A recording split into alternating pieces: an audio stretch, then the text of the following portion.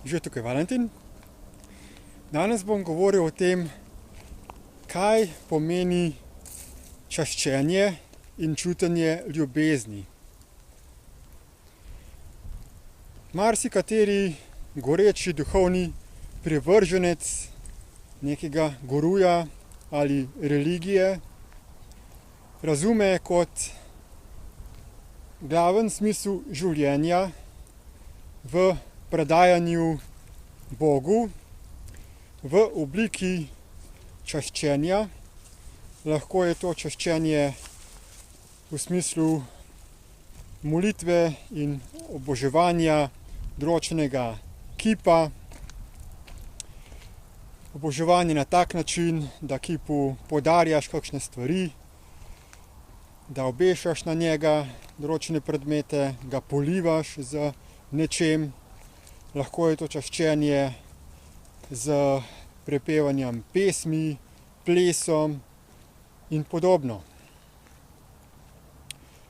Končni rezultat vsega pa je potem čutenje nekega občutka, neke energije, tako v tem zgornjem delu koša, nek tak topel ali vroč občutek, ki ga potem ti ljudje imenujejo ljubezen.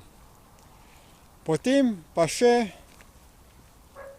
interpretirajo ta občutek, češ da je to energija, ki prihaja od Boga, kot izraz njegove zahvale za to, da ga častimo. Torej, naj bi bil to občutek božanske ljubezni in znak, da so na pravi poti, da poslušajo Boga in da počnejo tisto, kar je za človeka predpisano, da je na tem svetu pravilno. No, ko sem jaz v svojih 15 letih raziskoval, kakšen je mehanizem sprožitve čustev, čustvenih reakcij, teh energij, ki jih čutimo, sem videl, da je ta mehanizem zelo preprost. Enostavno moramo v sebi ustvariti konflikt, neko polarno definicijo. Zakaj je to možno? Ravno iz tega razloga, ker so bila človeška telesa zgrajena iz strani določenih bitij, izključno oziroma predvsem z namenom, da funkcionirajo kot biološke baterije.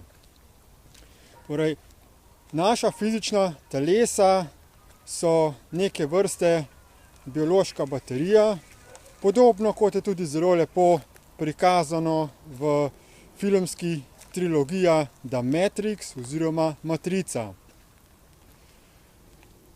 Mi, kot živa bitja, ki smo inkarnirani, ukalupljeni in ujeti v ta fizična telesa, pa smo tisti, ki seveda to baterijo napajamo za temeljno življenjsko silo, in potem obstaja znotraj tega našega telesa oziroma okoli nas še določen sistem, ki se mu reče umsko-zavestni sistem, ki nam proizvaja določene misli in nas zavaja ter prepričuje v neka razmišljanja in aktivnosti, da bi ustvarili čim več notranjega konflikta in posledično teh čustvenih energij.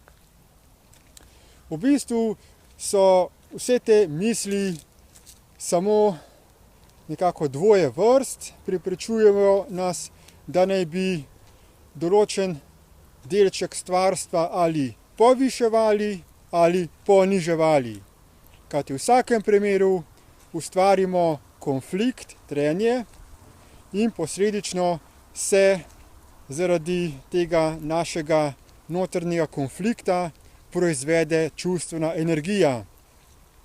Kajti v resnici ne more biti noben delček stvarstva več ali manj vreden od ostalih, kajti vse izhaja iz tega enakega izvora, ki mu nekateri tudi rečejo Bog, ampak predvsem tisto, kar častijo ljudje kot Boga, je lažni Bog, je poosebljen Bog, ki ga je ustvaril človek. In potem imajo seveda prepričanje, da je možna odrešitev samo preko tega človeškega Boga, ki je opisan iz strani človeka, napisanih knjig, Biblij, svetih pisem in tako naprej. Kaj torej častilci božanskih malikov, gurujev počnejo s tem, ko častijo in v sebi čutijo to energijo ljubezni? S tem, ko molijo in častijo Boga na tak način, da poveličujejo njegove navidezne predstavnike v obliki gurujev, kipov, svetih pesmi in svetih besedil, v bistvu govorijo naslednje. Jaz sem človek, jaz sem živo bitje, ki nočem videti resnice. Jaz sem bitje, ki še naprej želi, da se odpoveduje svoji osebni odgovornosti. Jaz sem bitje, ki noče, da bi se zavedal, kako ustvarjam konflikt znotraj sebe in posledično tudi konflikt izven sebe v obliki pomanjkanja na tem svetu, vojn, trpljenja in bolečin. Jaz sem bitje, ki mu je mar samo čutenje te energije. Jaz nisem več predstavnik življenja, jaz sem postal energija in želim čim več energije. Nočem nazaj k enosti, ampak hočem stran od enosti, ki je snov, ki je materija, ki je energetsko stabilna.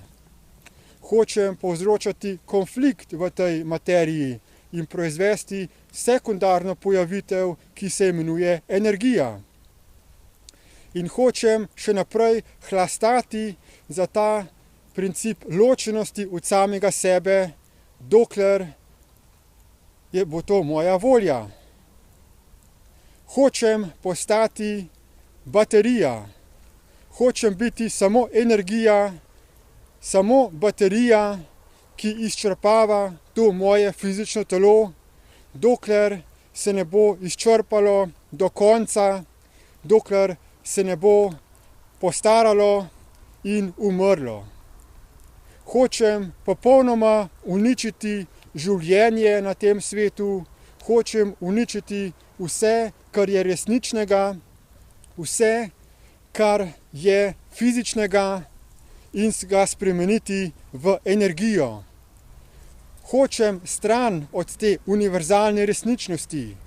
Hočem ustvariti navidezen, paralelni, energetski svet, v katerem sem jaz sam vladar, v katerem sem jaz sam Bog, v katerem nisem odgovoren in v katerem navidezno moje odločitve nimajo nobenih posledic.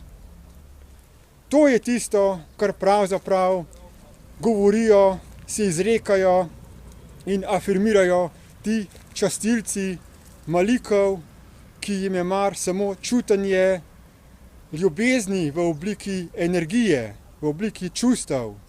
Nič pa, da bi naredili kaj praktičnega na tem svetu, da bi spremenili zakonodajo, denarni sistem, medsebojne dogovore, pogodbe, da se odpovemo sebičnosti in da si delimo te naravne vire enakovredno, glede na realne potrebe med vsa živa bitja. Torej, to je v razmislek vsem, ki iščejo Boga, ki se pridružujejo raznim religijam, ki častijo Boga in njegove božanske predstavnike v obliki nekih malikov, ki so v bistvu predstavljajo ločenost. Kajti Bog je vse, kar obstaja. In ni potrebno častiti samo določene predmete za določen čas, ampak je izraz realizacije, da smo vsi eno to, da smo stalno v notranjem stanju razumevanja, da je vse okoli nas Bog, da smo mi delčki Boga, da je Bog v nas in da nikoli ne moremo se ločiti od resničnega Boga. In zato ga tudi ne rabimo iskati, ker ga nikoli ne moremo niti izgubiti. Vse je Bog, mi smo Bog in tega se moramo samo zavedati in biti sleherni trenutek v tem stanju notranjega zavedanja. To posledično pomeni, da smo v notranjem stanju čustvene stabilnosti, da smo notranje izpolnjeni in da ne rabimo nihati v polarnost negativnih in pozitivnih občutkov. Hvala za posluh in nasvidenje.